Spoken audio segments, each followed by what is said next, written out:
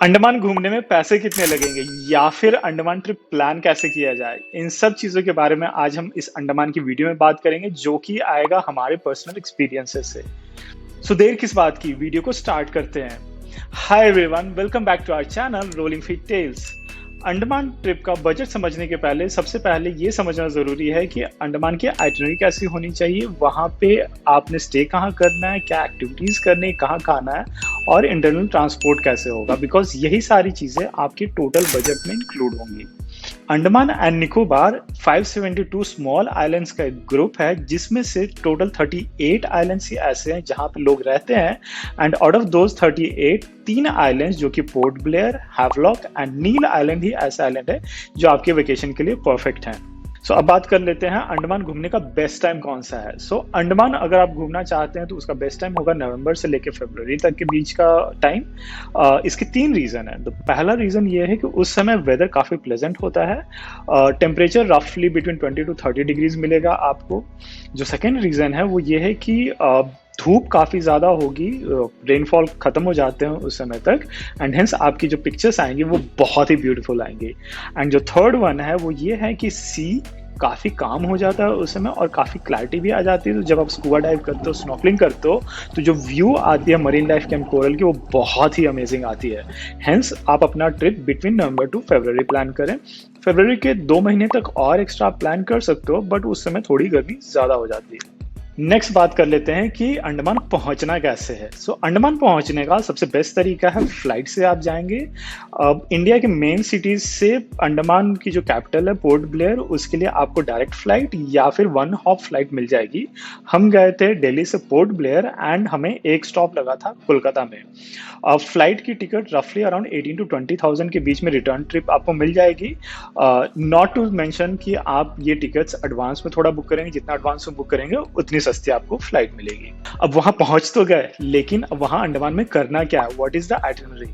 तो आइटिनरी आपका कुछ इस तरीके से बनेगा। 7 डेज में day first you will arrive at port Blair and वहां पोर्ट ब्लेयर घूमेंगे। डे 2 भी आप पोर्ट ब्लेयर में ही घूमेंगे।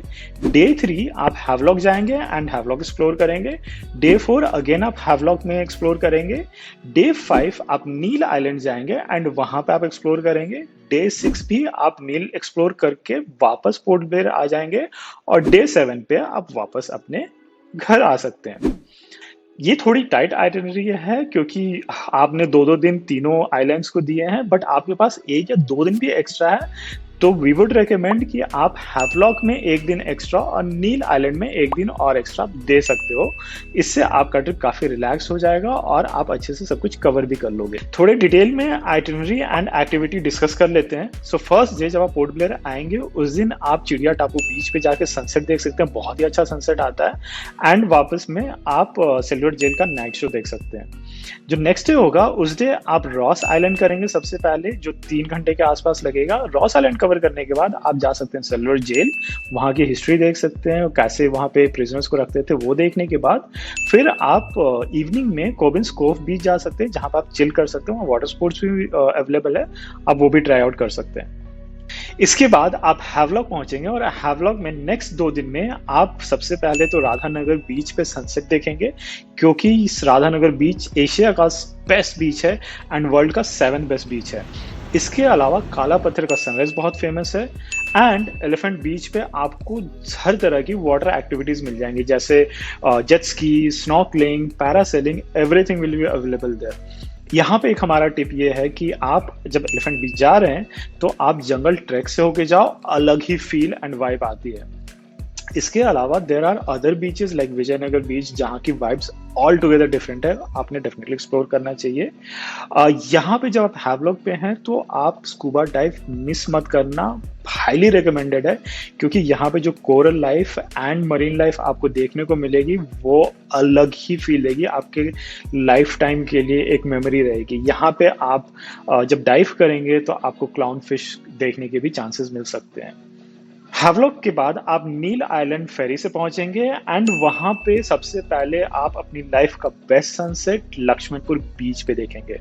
उसके बाद सीतापुर बीच का सनराइज भी बहुत ही फेमस है, उसे आप मिस मत करना।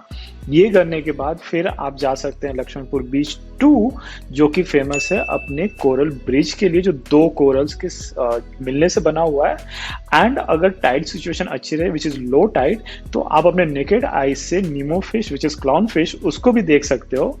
अनफॉर्चुनेटली हम नहीं देख पाए थे क्योंकि जब हम गए थे तो हाई टाइड था, बट वो भी एक एक्सपीरियंस था क्योंकि हम पानी के थ्रू कोरल वो ब्रिज के पास गए थे।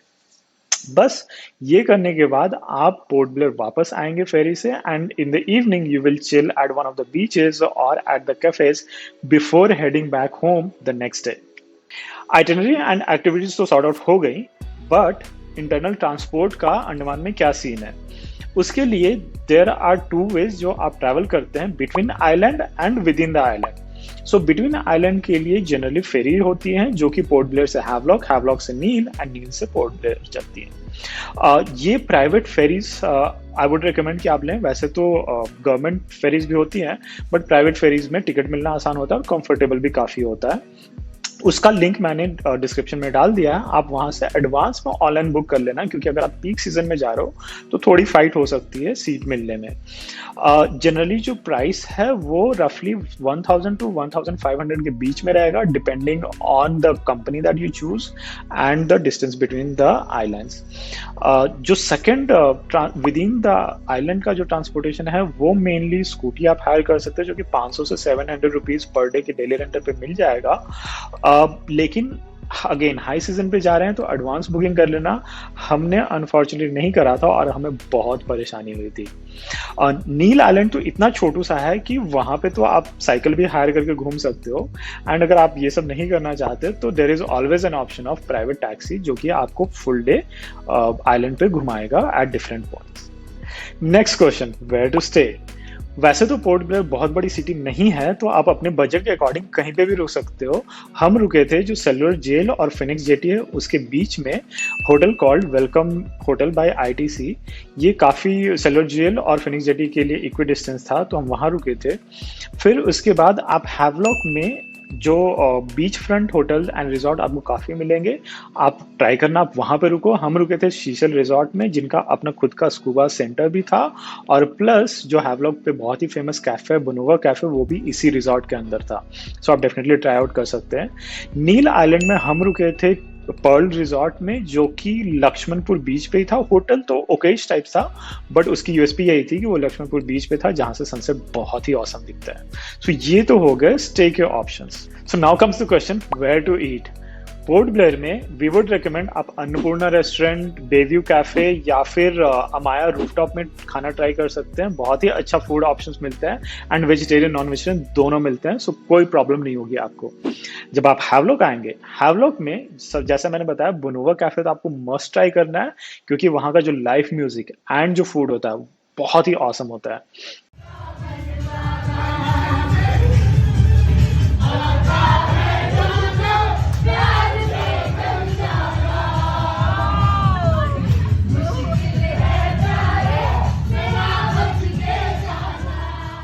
इसके अलावा full moon cafe and something different restaurant भी आपने मस्ट ट्राई करना है, क्योंकि इसकी जो वाइब्स हैं बहुत ही अच्छी वाइब्स है, काफ़ी रोमांटिक सेटअप भी होता है। नील आइलैंड पे अगेन फुल मून कैफे, जो कि हैवलॉक आइलैंड पे भी है, आपने नील आइलैंड पे भी ट्राई कर सकते हो। इसके अलावा एक फैट मार्टिन्स कैफे भी है, वो भी आप ट्राई कर सकते हैं। So basis all the questions that we discuss right now, अब बात कर लेते हैं बजट कितना लगेगा, कितने पैसे लेके जाने होंगे। So based on our experience will give you a rough estimate, but ये वेरी करेगा आपके अपने पर्सनल टेस्ट एंड क्या आप वहाँ पे जाके करते हैं उस पर। सो फ्लाइट की बात करते हैं। फ्लाइट रफली 18 से 20K के बीच में पड़ेगा पर पर्सन रिटर्न। जो स्टे का ऑप्शन है वो हमने 3 सेगमेंट में डिवाइड किया है। जो बजट सेगमेंट है वो रफली 1 to 1.5K पर नाइट के हिसाब से कॉस्ट आएगा। जो मिड लग्जरी है वो रफली अराउंड 2.5 to 6K के बीच में आएगा, एंड जो लग्जरी सेगमेंट होगा उसमें वो 10K एंड अपवर्ड्स लगेगा। उसके बाद अगर हम बात करें एक्टिविटीज की, तो एक्टिविटीज आपको 5K के अपवर्ड्स लगेगा, क्योंकि scuba dive itself will be around 3.5K पर पर्सन, एंड रिमेनिंग का आप वाटर स्पोर्ट्स वगैरह कर सकते हैं। इसके बाद ट्रांसपोर्ट का जो कॉस्ट आएगा वो होगा 1.5K जो आपकी फेरी लगेगी पर ट्रिप, एंड स्कूटी का कॉस्ट 500 to 700 पर डे। जो आप खाना खाएँगे वो रफली अराउंड 1 टू 1.5 के पर डे के हिसाब से लगेगा, डिपेंडिंग ऑन आप क्या खाते हैं। लेट्स से अगर आप सी फूड ज़्यादा खाते हैं तो लिटिल बिट कॉस्टली, अगर आप लेट्स से वेजिटेरियन हैं तो फिर थोड़ा कम कॉस्ट भी लगेगा। So after adding all of these cost items, जो आपका बजट ट्रैवलर है वो रफली अराउंड 50 टू 60 के पर पर्सन के हिसाब से हो जाएगा। जो mid luxury is around 60 to 80 K, and जो लग्जरी होगा वो तो 1 लाख प्लस जाएगा पर person. So this is the rough budget for you when you are planning for Andaman trip. So हमें कमेंट में डेफिनेटली लिख के बताना आपका कॉस्ट कितना आया एंड वेदर आपने एंजॉय करा या नहीं करा Andaman islands. So that's it guys. अगर आपको वीडियो अच्छा लगा तो एक लाइक तो जरूर कर दें, एंड आप इस टाइप के और भी वीडियोस देखना चाहते हैं तो सब्सक्राइब तो करना मत भूलना। टिल द नेक्स्ट टाइम, जब हम एक नए वीडियो के साथ आते हैं, टेक केयर, टाटा।